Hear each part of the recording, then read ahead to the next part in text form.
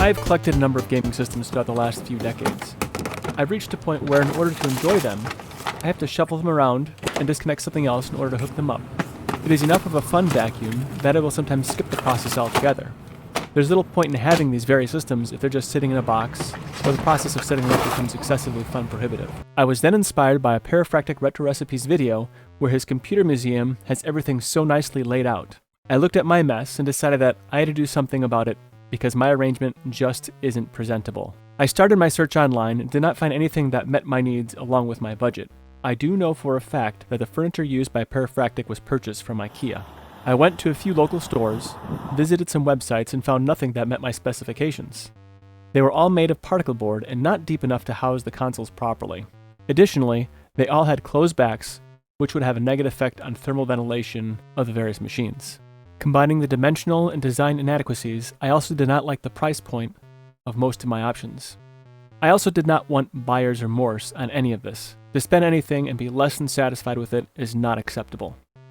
Since I wasn't constrained by the conventional shelving selections, I set out to design the gaming rack, initially on paper to suit my requirements. I took the paper concept and plugged the design into my CAD application of choice, Fusion 360. It is important for me to note that this is installed on my OpenSUSE Tumbleweed machine, and I'm quite happy with how it runs. I initially set out to have each shelf exactly 24 inches wide and about 12 inches between each shelf. Using this width and depth, I'd be able to put all the machines designated on this custom piece of furniture and take up very little floor space. I decided that the machines I wanted to house on this was my Linux Media Computer, original Xbox that was modded by YouTuber Modern Vintage Gamer, PlayStation 3, Nintendo 64, Nintendo Switch, and a Nintendo GameCube. Another machine that is on order that will occupy this shelf is the C64 Maxi, which is a modern release of the system. More information about it can be obtained from the 8-Bit Guy's YouTube video of it, and 8-Bit Show and Tell.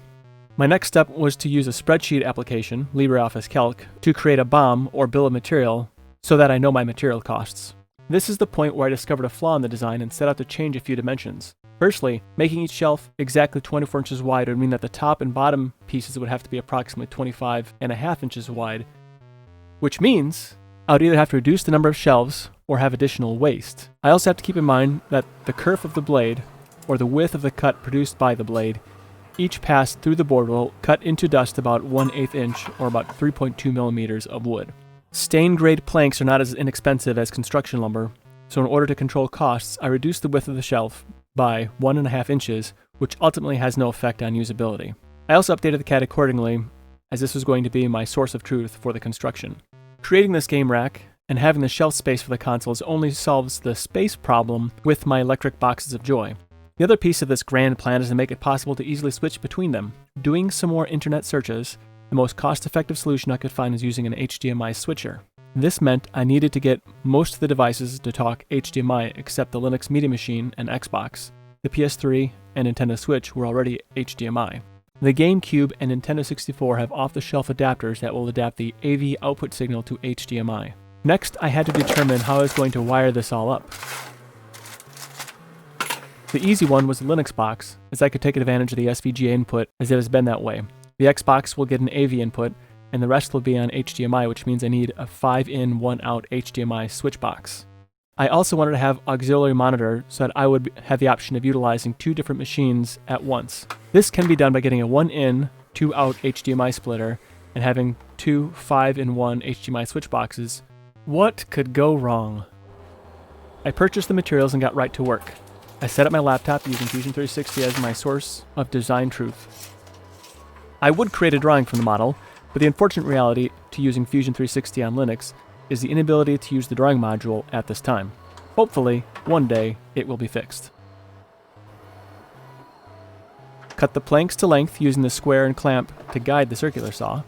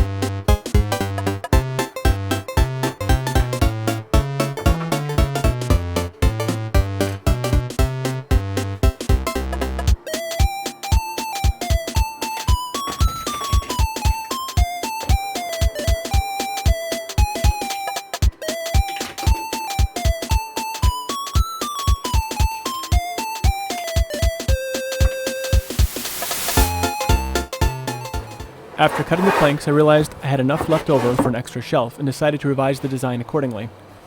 I originally anticipated that I would mess up and need the insurance policy of extra wood. I went back to the computer to rework the design by adding one shelf. Originally, I'd intended for all shelves to be fixed. With the revised design, I would leave one fixed and make the rest adjustable by drilling blind holes deep enough to use shelf support pegs for 5 out of the 7 shelves. I adjusted the lower 3 levels to be smaller but large enough to easily accommodate DVD-sized cases so games can be stored. The bottom shelf was made to be large enough to easily house the tablets, phones, and mobile gaming devices. I laid out and drilled the holes in the 72-inch long vertical boards.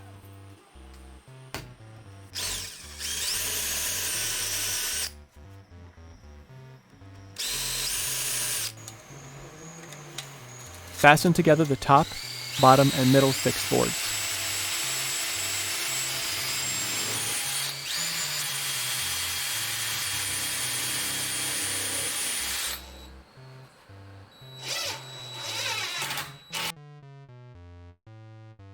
Test fit the assembly and place the systems on it to see if I needed to make any changes on spacing of the shelves.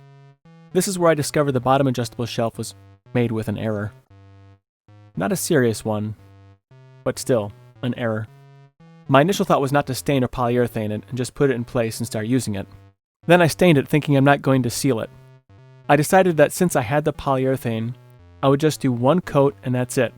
After my second coat, I decided I would sand and apply a third. Then I let it dry for 24 hours, as the instructions on the can recommended. I moved my entertainment cabinet over 2 feet, placed the systems, and ran the HDMI cabling. Ran the power cables on the opposite side of the shelf to reduce the potential for interference of video signals. I discovered that the Nintendo Switch doesn't seem to like having its video input split, and seems to have a bit of an issue with the 5-in, 1-out switch. More investigation here is necessary. In order to make an objective evaluation of this project, I will draw from experiences from another occupation and use the idea that I can evaluate the gaming rack by measures of performance, or how well it was made, and measures of effectiveness, how well it actually does its job. On the measures of performance, I will say I'm mostly happy with it.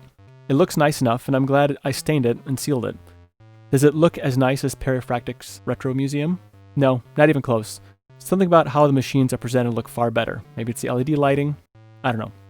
It could be lighting, color of the furniture, etc. To evaluate it against my other silly furniture building, like my stand-up desk, it looks much nicer and not something thrown together by a scrapper or scavenger. To evaluate the effectiveness of this, I would say it met or exceeded expectations. It is the best setup I've seen firsthand that allows for easy switching between devices. I would say it maximizes my fun and reduces wasted time of plugging in and switching things on the TV for a little bit of entertainment. What would I change? As far as the construction of the cabinet, I think I might add some metal brackets to stiffen the cabinet just a bit. If not for being in the corner, I would say it is a must, but as it sits now, it isn't bad and does its job very well. I could add the stiffeners in the future if need be. I would also change not making that mistake with a hole placement on the bottom adjustable shelf. Finally, after having used this new piece of furniture for a short while, I am absolutely pleased with the overall design, fit, and function of it. If I were designing it today, it would only be a few tweaks I would make. Firstly, I would add another shelf at the third shelf down, which could still be done, though I'm not convinced that the additional shelf would be aesthetically pleasing. The only other thing that I would change would be to add some sort of LED lighting, which is yet a possibility. It needs some kind of subtle RGB per shelf lighting to highlight the systems, but I have a bit of work to do there before I commit.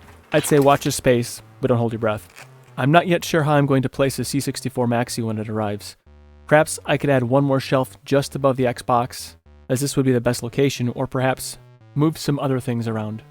I have provided the CAD data and build material for you to use however it suits you. I'm not going to pretend for a moment that this particular layout is universally a good design. It is 72 inches, or 6 feet tall, 1,830 millimeters, for the rest of the world. I need an open back design, which may not be universally visually appealing. I'm quite happy with the results of the gaming rack. It meets my requirements and has been a quality of life improvement. Hopefully, this inspires you to make improvements in your world. Thanks for watching.